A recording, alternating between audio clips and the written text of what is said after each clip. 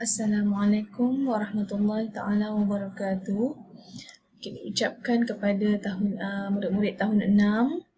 Baik, hari ini kita nak belajar tentang pendidikan Islam yang bertajuk Allah bersifat sama. Okey.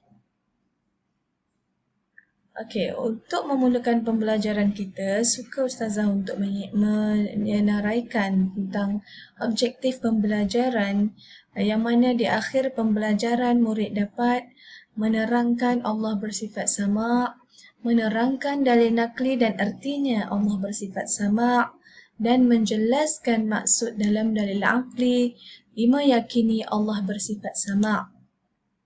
Baik, seterusnya, apabila murid-murid melihat gambar ini, apakah yang murid-murid boleh fikirkan tentang gambar ini? Okey, untuk gambar yang pertama, kita lihat kepada seorang murid perempuan yang sedang duduk di bus stop yang mana beliau sedang dalam hatinya sedang berzikir. Apa zikirnya?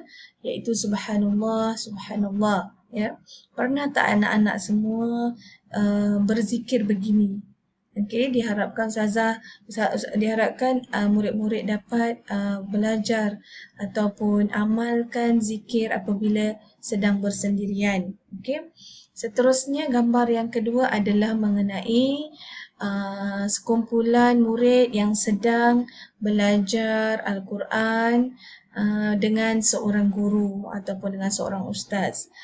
Jadi di sini mereka telah melakukan perkara-perkara yang baik, ya, sama ada yang nampak oleh orang ataupun tidak.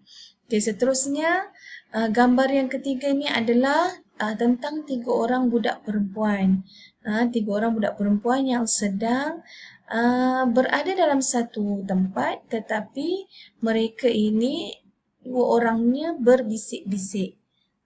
Jadi kat sini adalah satu perbuatan yang tidak baik apabila tiga orang berada dalam satu masa dan ada yang berbisik antara dua orang tanpa yang ketiga.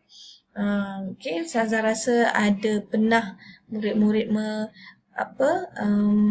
mengalami situasi begini. Ini juga adalah satu perbuatan yang tidak baik.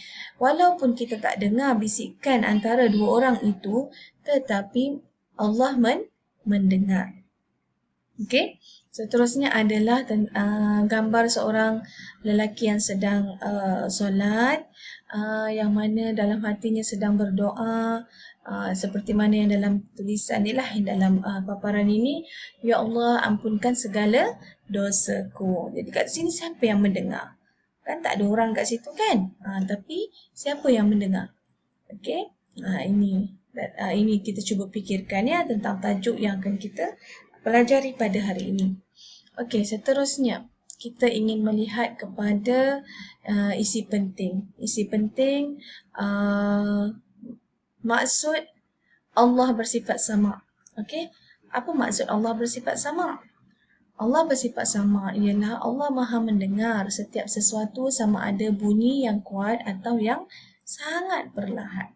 Terutamanya dalam hati kita. Apa yang kita detikkan dalam hati kita. Apa yang kita fikirkan dalam fikiran kita. Semuanya Allah tahu. Sama ada yang kita tuturkan ataupun yang kita terlintas dalam fikiran ataupun hati kita. Okey, seterusnya apakah hukum beriman? Okey, hukum berimannya adalah kita wajib beriman dengan sifat sama Allah. Jadi kita mestilah sentiasa berhati-hati pada setiap pertuturan dan bisikan hati kita. Jadi kat sini kita kena hati-hati. Sangat kena berhati-hati sebabnya Allah Maha mendengar apa yang kita lakukan. Okey? Jadi perbezaan Allah dengan makhluk kat sini, pendengaran Allah berbeza daripada pendengaran makhluknya kerana Allah tidak memerlukan deria dan pendengaran Allah adalah tidak terbatas. Ya, kamu pun tahu yang mana Allah tak ada telinga pun. Allah tak ada telinga pun. Kita je yang ada telinga. Kita cuma dengar benda-benda yang kuat. Kita tak dengar bisikan orang, kita tak dengar apa yang orang umpat pada kita. Ya. Kalau kita dengar tu maknanya dia mengumpat dengan suara yang kuat lah tu. Kan? Kalau dia bercakap tentang kita di belakang, bermakna dia sedang mengumpat. Kalau sedang mengumpat, siapa yang mendengar? Kan? Allah yang mendengar. Okey, seterusnya. Kita lihat kepada dalil nakli, Allah bersifat sama. Firman Allah Ta'ala, Bismillahirrahmanirrahim. Wallahu sami'un alim.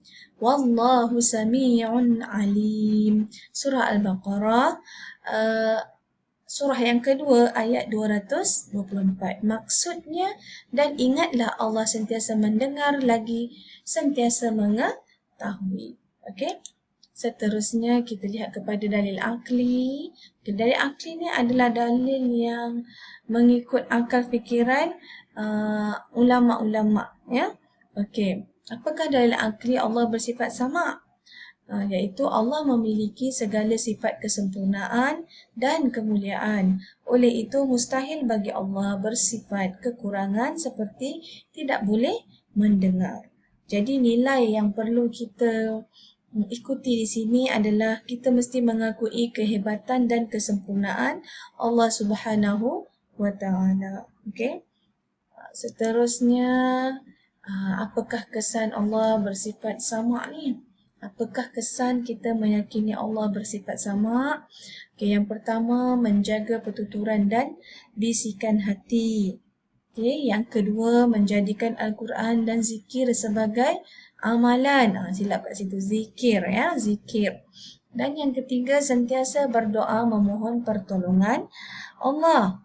Okey, yang keempat, menjauhi maksiat lidah. Menjauhi maksiat lidah seperti mengeluarkan perkataan yang kotor dan kesat serta mengumpat. Okey, itu adalah kesan meyakini Allah bersifat sama. Okey. Seterusnya, cuba kamu fikirkan, okey, dalam situasi ini, kamu ada seorang rakan yang suka menyebarkan fitnah. Apakah kamu akan lakukan? Cuba kamu fikirkan. Daripada apa yang kita dah cuba kupaskan tadi, Ustazah minta kamu cuba fikirkan tentang soalan ini bila kamu ada rakan yang suka menyebarkan fitnah. Ya? Apakah yang akan kamu lakukan? Okey? Adakah kamu nak mendengar fitnah itu? Adakah kamu nak menyelidik? Ataupun adakah kamu menasihatinya? Kan? Jadi kat sini tugas kamu adalah untuk cuba mencari mana yang betul dan mana yang salah. Ya, fitnah ni adalah satu perbuatan mazmumah yang sangat berbahaya. Okey, sangat berbahaya. Okey, seterusnya ya, sebagai rumusan, ya, marilah kita lakukan amalan baik. Okey, yang pertama, bercakap perkara yang berfaedah. Yang kedua, memanggil rakan dengan panggilan yang baik. Yang ketiga, bercakap menggunakan perkataan yang baik dan sopan. Yang keempat, bercakap dengan merendahkan suara. Yang kelima, mendoakan kebaikan ibu bapa, guru dan rakan. Serta memelihara pendengaran. Ya. Ini amat penting untuk jadi orang-orang yang berada dalam kalangan yang baik dan juga berada dalam dan juga menjaga sifat-sifat diri dia tu dengan sifat-sifat yang mahmudah, sifat-sifat yang terpuji, ya. Okey, setakat ini sahaja penjelasan ustazah untuk hari ini tentang Allah bersifat sama. Sekian, wabillahi taufiq wal hidayah. Wassalamualaikum warahmatullahi wabarakatuh. Ustazah harap kamu amalkan apa yang ustazah ajar dan cuba fahami. Sekiranya ada yang tidak jelas, bolehlah bertanyakan pada ustazah. Okey, sekian, wabillahi taufiq wal hidayah. Wassalamualaikum warahmatullahi wabarakatuh.